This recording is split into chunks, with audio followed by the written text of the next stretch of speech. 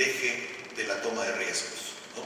Los bancos compraban empresas, formaban estos grupos financieros y por medio de su control corporativo sobre las empresas, es decir, los bancos controlando las empresas, lograban de alguna manera reducir el riesgo, es decir, los bancos formaban estos portafolios. Esto le fue muy bien, pero eventualmente ese modelo como que llegó a su límite. En Alemania, como ustedes saben, hubo muchas críticas del poderío de los bancos, lo mismo pasó en Japón. El sistema opuesto es el que nosotros de alguna manera ansiamos llegar a él, que es el sistema americano, el mercado de capitales. El mercado de capitales tiene una gran virtud sobre el banco, y es que es un mecanismo sumamente eficiente de transformar riesgos. ¿Por qué? Porque nosotros, como individuos, como ahorristas, vamos a la bolsa de valores y compramos una acción de una empresa y compensamos los riesgos de esa acción de esa empresa con otra empresa que tendría una correlación negativa con esa empresa. Y de esa manera cancelamos los riesgos. Entonces, esto es lo que todos ustedes y yo personalmente conocimos como la teoría de portafolio. Podemos estructurar un portafolio lo suficientemente amplio de manera de maximizar el retorno y minimizar el riesgo. Para eso necesitamos una matriz de varianza y covarianza que nos permita precisamente minimizar los riesgos de este portafolio agregado. Entonces, cuando pensamos en el mercado de capitales, es esto lo que estamos pensando. Recuerden, y creo que es importante notar, que la forma en que el mercado de capitales minimiza los riesgos es muy distinto a la forma que un banco minimiza los riesgos. Un banco, como ustedes saben, toma un crédito de una empresa y ¿qué es lo que hace? Le pide a la empresa garantías, de alguna manera le exige un cierto flujo, pero siempre el valor de las garantías de alguna manera es lo suficientemente penalizante para el que tome el crédito que siempre se va a obligar a pagar este crédito. Es decir, el banco se cubre a sí mismo. Sin embargo, esto no se puede escalar, ¿no? O sea, un banco lo puede hacer con sus empresas corporativas, con un grupo de empresas, pero al final de cuentas hay un costo muy importante para las empresas, puesto que dejan parte de sus garantías, de sus bienes, de alguna manera prendados con el banco, y después también tenemos los problemas que tiene el capital versus la deuda, ¿no? O sea, hay proyectos que se pueden financiar por capital y hay proyectos que se pueden financiar por deuda, pero lo cierto es de que la gran ventaja del mercado de capitales, además de permitirnos a nosotros transformar riesgo de manera más eficiente, también nos permite financiar proyectos por intermedio de capital que no erogan de alguna manera un interés desde el muy corto plazo. Entonces, el punto central, y creo que es donde nosotros queremos llegar, es que si realmente queremos ser un mercado de capitales, lo vamos a hacer porque de alguna manera vamos a llegar a un segundo nivel de desarrollo del sistema financiero, que es ese desarrollo en el cual empezamos a transformar riesgos, a compensar riesgos. Entonces, la pregunta que ustedes, me imagino, se hacen es, bueno, ¿y cómo llegamos a ese mercado de capitales? Yo pienso que en el Perú mucho hemos avanzado, pero hay dos reflexiones que me gustaría hacer con ustedes. La primera es que cuando nosotros vemos los grandes mercados de capitales, no necesariamente están en grandes países. Quizás la única excepción es Estados Unidos. Pero en los Estados Unidos, el mercado de capitales está en Nueva York. No está en el Midwest, que es donde se generó la gran riqueza en los Estados Unidos. Cuando vamos a Europa, el gran mercado de capitales está en Londres, única donde hace mucho frío y prácticamente nunca ha tenido grandes conexiones con Europa, ¿no? De ahí vamos a Asia, y el gran mercado de capital se desarrolla en Singapur, no se desarrolla en China continental, no se desarrolla en Japón, se desarrolla en Singapur. Entonces, la pregunta que uno se hace es, bueno, entonces, ¿cuáles son las condiciones para que un mercado de capitales se desarrolle? Yo pienso que esto es muy importante. Las condiciones son que haya transparencia, que haya libertad de flujo de capitales, que haya compradores y vendedores, que se puedan atraer recursos de otros lugares. Singapur es un buen ejemplo. En Singapur hoy día se ha convertido la bolsa de Singapur en la bolsa donde se transan más derivados en el mundo. Le está de alguna manera comiendo el mercado a Estados Unidos.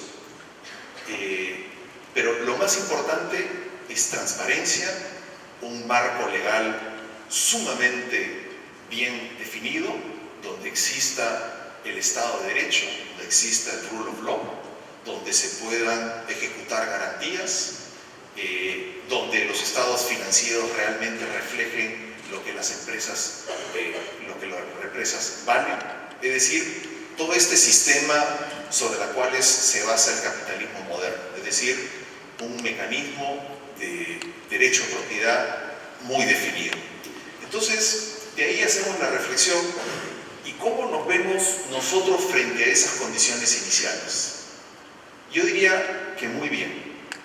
Somos un país donde hay libertad de flujos de capitales.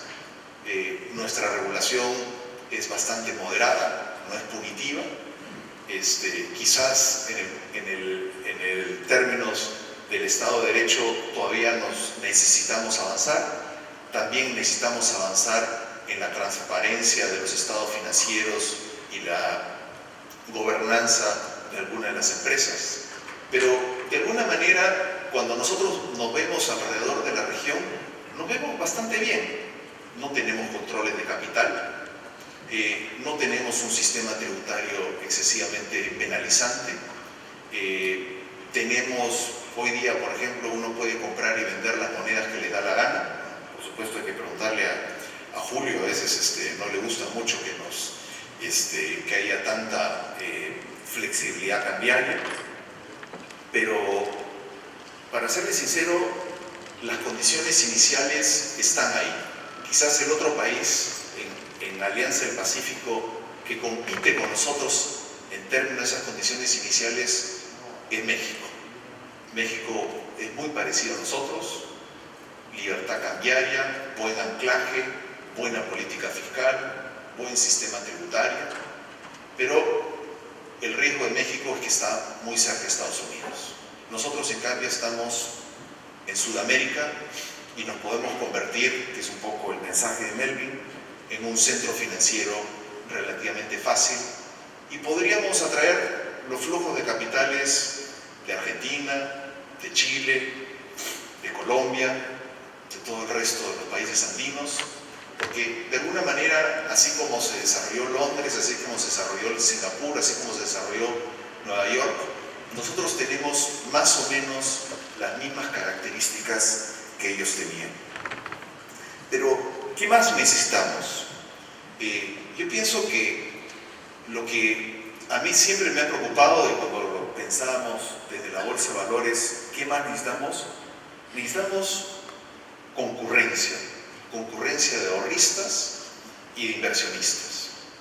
Y hoy día eso no lo tenemos. Y no tenemos este sistema institucional que nos permita acercarnos o al inversionista que quiere invertir en productos diversificados, que quiere reducir su riesgo, y tampoco tenemos suficientes productos. Y que, a diferencia de las condiciones iniciales, yo pienso que son condiciones que nosotros podemos desarrollar, que gradualmente, me gustaría decirlo, son cosas que nosotros podríamos hacer tanto del sector privado como del sector público. Entonces, es relativamente fácil, necesitamos más productos, necesitamos más inversionistas, pero esto lo que significa es que tenemos que salir por los inversionistas. Yo pienso que la belleza de un banco de inversión, al menos lo que me tocó a mí vivir, es de que uno se podía sentar en el banco de inversión y ver cómo entraban los inversionistas con sus órdenes y cómo salían los productos armados por la banca de inversión en un solo lugar. Es decir, se lograba que en un solo centro financiero, que podía ser cualquier banco de inversión, haya esta concurrencia entre inversionistas y productos. Hoy día nosotros no tenemos eso en el Perú. Eso es lo que nosotros necesitamos desarrollar. Para mí, esa es la reforma del mercado de capitales que necesitamos hacer. Hemos hecho parte de eso, sí. Hemos creado las AFPs, que han sido una buena contribución. Hemos creado fondos mutuos, se han creado fondos de capital privado, que de alguna manera lo hacen. Pero si yo tuviese que ser crítico, no los hemos integrado. Todo eso no está integrado en un solo mercado. Por un lado tenemos a los grandes fondos de private equity que de alguna manera le quitan liquidez al mercado de capitales abierto, y por otro lado tenemos el mercado más líquido que de alguna manera, como ustedes saben, el año pasado pasó grandes penurias. Entonces, ¿qué es lo que estamos haciendo nosotros del lado del sector público? Yo diría que para nosotros la reforma va en dos partes. La primera parte es un cambio tributario, que creo que lo hemos discutido con muchos de ustedes. Estamos sincerando los impuestos sobre el factoring. Queremos que el factoring se convierta en un instrumento para los inversionistas y que permita a las MIPES y a las pymes acceder al financiamiento relativamente bajo, ¿no? Para esto les vamos a dar el tratamiento del 5% a todos los instrumentos de factoring. También vamos a fortalecer el factoring vía OFIDE. OFIDE, la idea es de que le dé mucho más liquidez. En segundo lugar, las fibras. Es algo que se empezó a desarrollar en el gobierno anterior, no se terminó de desarrollar. Faltaba nuevamente el tema tributario. Nosotros dentro de las facultades hemos pedido facultades para nuevamente darle a las fibras el mismo tratamiento del 5%. Y la idea es que esto va a salir relativamente pronto. La tercera es la exoneración tributaria a los títulos que tienen alta liquidez. Nuevamente el gobierno anterior le dio este tratamiento a las acciones, no se la dio al resto de los títulos de valor.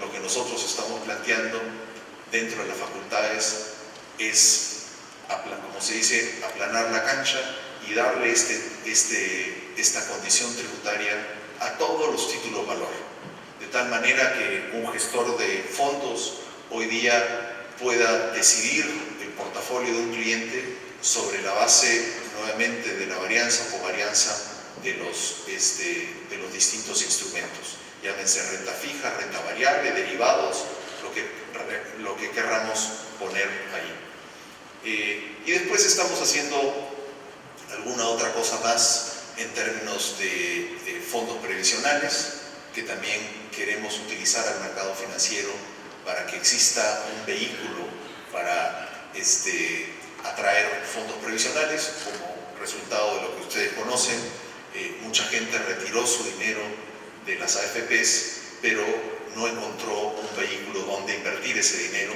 y perdió la condición de protección tributaria que tenía cuando estaban en las AFPs. Esas son las cosas que ustedes van a ver relativamente inmediato.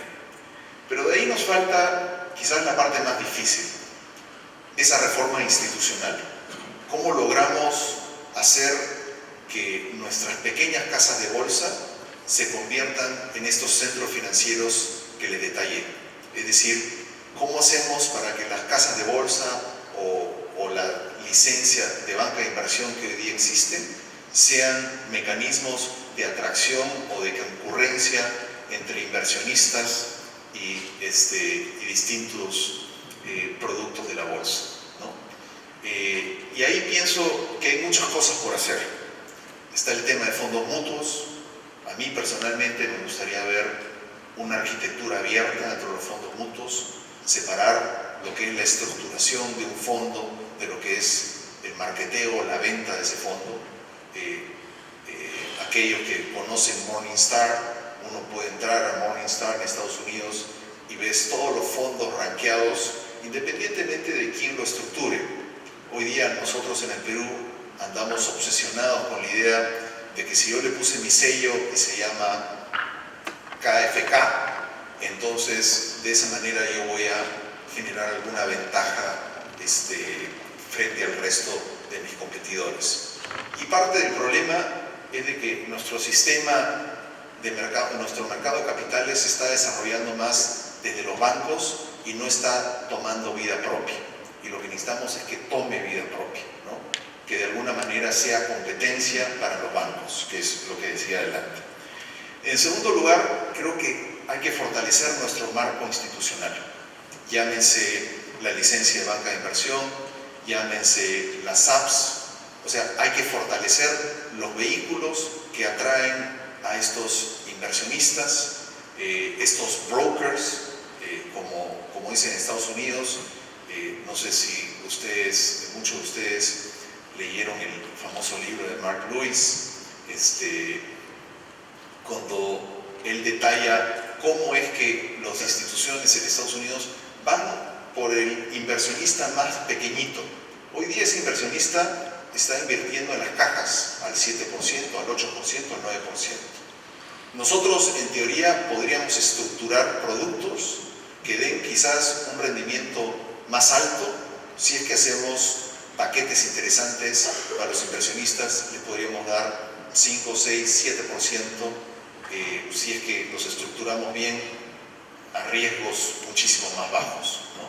Entonces, necesitamos instituciones que realmente salgan a vender el producto y que no se queden. No quiero casarme con una idea, puede ser una super SAP, puede ser la licencia de la banca de inversión, pues hay que pensarlo con un poco más de cuidado. Después, necesitamos atraer nuevas instituciones. Yo creo que poco medio que he perdido la batalla en el MEF, pero yo lo que decía es que debía haber algún mecanismo para incentivar a los fondos de capital privado a cotizar sus acciones en la bolsa de valores. Y no lo decía por alguna manera de que quisiera forzarlos a nada, sino debería haber un mecanismo de price discovery, ¿no? De que la acción de un fondo privado debería reflejar el valor de ese fondo privado. Hoy día es muy difícil transparentar la valorización de los distintos fondos privados. Hay algunos que son sumamente eficientes, que muchos de las AFP, muchos de ustedes invierten en ellos, pero hay otros que ustedes mismos saben que uno nunca sabe si le va bien o le va mal en sus inversiones. Y por último, yo pienso que hay una serie de instituciones públicas que, como en muchos otros países, podrían vender parte de sus acciones en la bolsa de valores y de esta manera poder atraer más inversionistas. Por ejemplo, no hace mucho, en este énfasis por darle más liquidez a los soberanos, nosotros fuimos al Banco Mundial, al BID, a la CAF, y les pedimos, ¿por qué no emiten ustedes en el Perú en soles? Esto nos ayudaría muchísimo. Y yo pienso que quizás si nos va muy bien en darle liquidez a nuestros bonos soberanos, este es el siguiente reto. Vamos a ver a instituciones internacionales, como las que acabo de mencionar, emitiendo en soles en el Perú, ¿no? Esto va a ser un gran cambio. También está el mercado de derivados. Nuestro mercado de derivados es incipiente, muy pequeño. Muchos todavía tienen el estigma de que los mercados de derivados no sirven, pero yo sí pienso que sirven. Los he utilizado en algún momento de mi vida para hedgear el pasivo de un gran banco han sido sumamente útiles, pero también son sumamente útiles para compensar y coberturar distintos riesgos, ¿no? Obviamente hay que tener una supervisión muy proactiva para asegurarnos de que no se generen excesos de riesgos en algún lugar determinado, como pasó en la crisis del 2009 en Estados Unidos, ¿no? Pero yo pienso que esta reforma institucional que le llamo es la siguiente reforma. Nosotros quisiéramos lanzar esta reforma en algún momento del próximo año. Entonces, lo último que yo quisiera hablar, bueno, ¿y qué pueden hacer ustedes por el mercado de capitales? Yo pienso que, en primer lugar, cuando nos vemos nosotros frente a nuestros competidores, aún no somos muy competitivos en términos de precios. Necesitamos bajar los precios, necesitamos que nuestra bolsa de valores sea más eficiente y traslade esa eficiencia en menores tarifas a los clientes. Hoy día, así nosotros quisiésemos y tuviésemos el sistema financiero más competitivo, seamos realistas.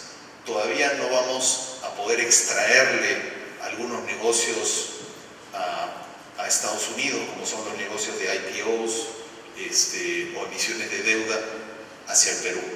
Necesitamos bajar esos precios. Y eso lo que significa es repensar de cuáles son las tarifas que deberíamos de bajar. Lo siguiente es que yo pienso que deberíamos de ser un poquito audaces y atraer otro tipo de instrumentos hacia el Perú. Por ejemplo, los mexicanos trajeron muchos fondos mutuos de los mercados emergentes y los empezaron a cotizar en su bolsa de valores en moneda local. Yo pienso que esto nos permitiría a nosotros poder acceder a ciertos riesgos que hoy día no están representados en nuestro mercado de capitales. Hay hoy día muchos fondos mutuos de mercados emergentes, de países desarrollados, de distintos productos, y no nos costaría mucho simplemente registrarlos en la bolsa de valores, ETFs y muchos otros productos, y de esa manera darle un poco más de dinamismo a nuestro mercado. Esto nos permitiría a nosotros desarrollar el mercado de capitales.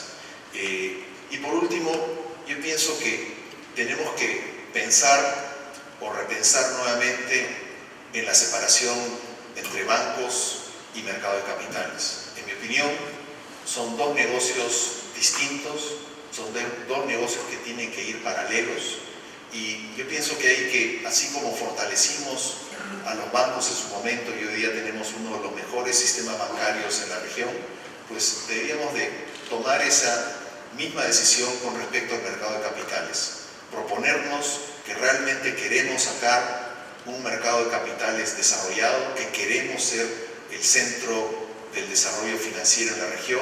Hay una excelente voluntad en los países de la Alianza del Pacífico. La última vez que hemos conversado entre los 4 ministros de Economía, nos hemos propuesto permitir el libre flujo de capitales entre los 4 países, darles el mismo trato de supervisión, de regulación y hasta de tributación a todos los países. Yo pienso que es algo que no está muy lejano de lograr. Hemos hablado del pasaporte financiero dentro de los países de la región y hay muchas otras cosas que podríamos avanzar con ellos. Si nos juntamos, nos convertimos en un mercado de capitales que podría ser, no sé, 400.000, 500.000 millones de dólares, estaríamos muy cerca a lo que es Brasil, pero con muchísimas mejores condiciones. Esperemos cumplir con esta meta. Yo estoy seguro que ustedes todos van a poner de su parte y les agradezco mucho la atención. Gracias.